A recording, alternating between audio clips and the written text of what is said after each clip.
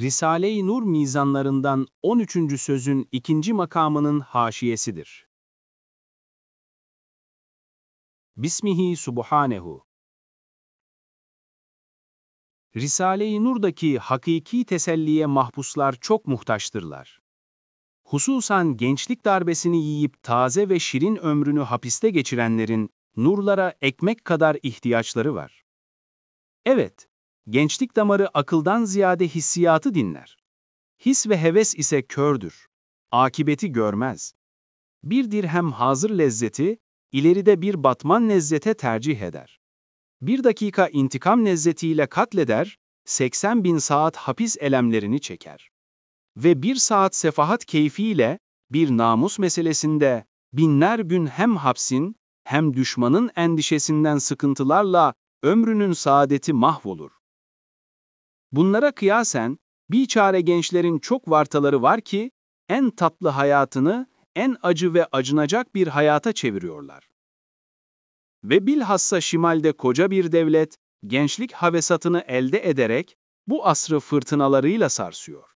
Çünkü, akibeti görmeyen kör hissiyatla hareket eden gençlere, ehli namusun güzel kızlarını ve karılarını ibahe eder.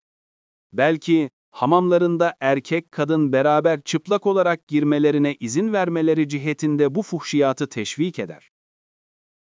Hem serseri ve fakir olanlara, zenginlerin mallarını helal eder.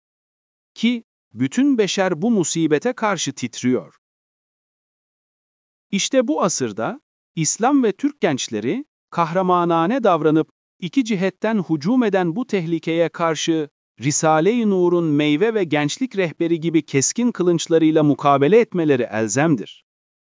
Yoksa, o bir çare genç, hem dünya istikbalini, hem mes'ud hayatını, hem ahiretteki saadetini ve hayat-ı bakiyesini azaplara, elemlere çevirip mahveder.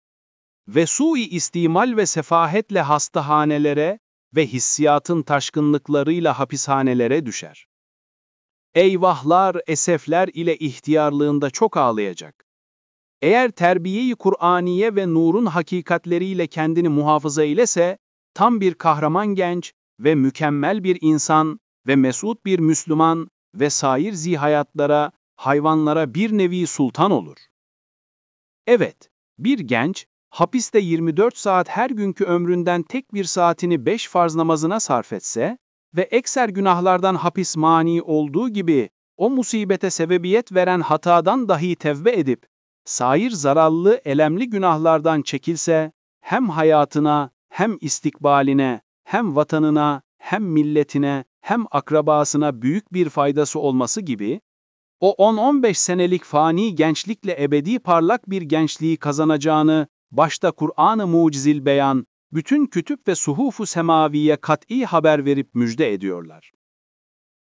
Evet, o şirin güzel gençlik nimetine istikametle, taatle şükretse, hem ziyadeleşir, hem bakileşir, hem lezzetlenir.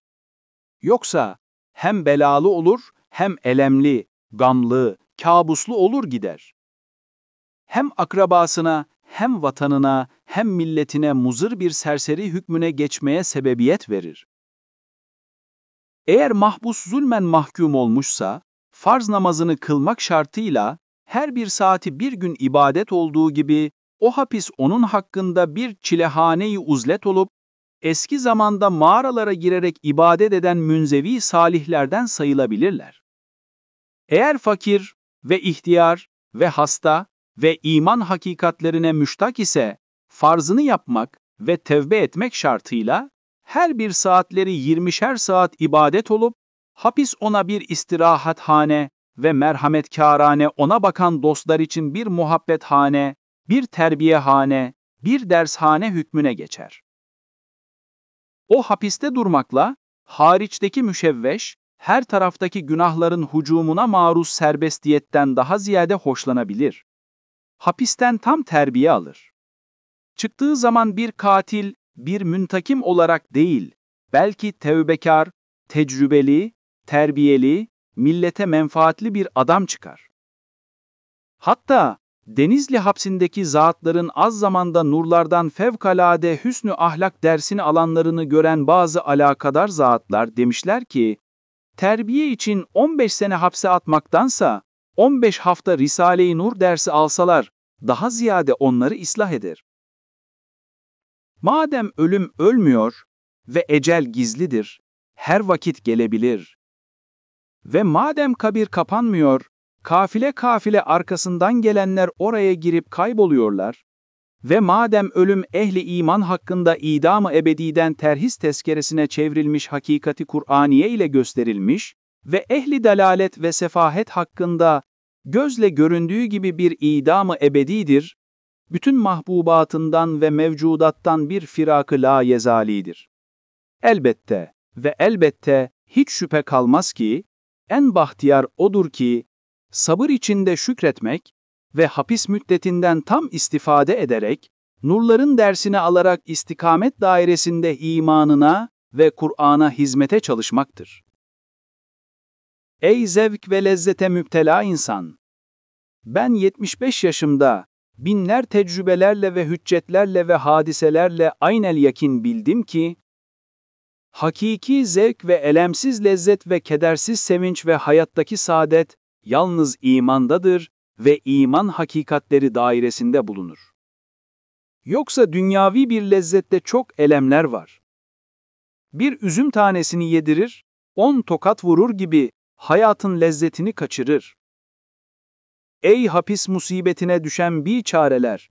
Madem dünyanız ağlıyor ve hayatınız acılaştı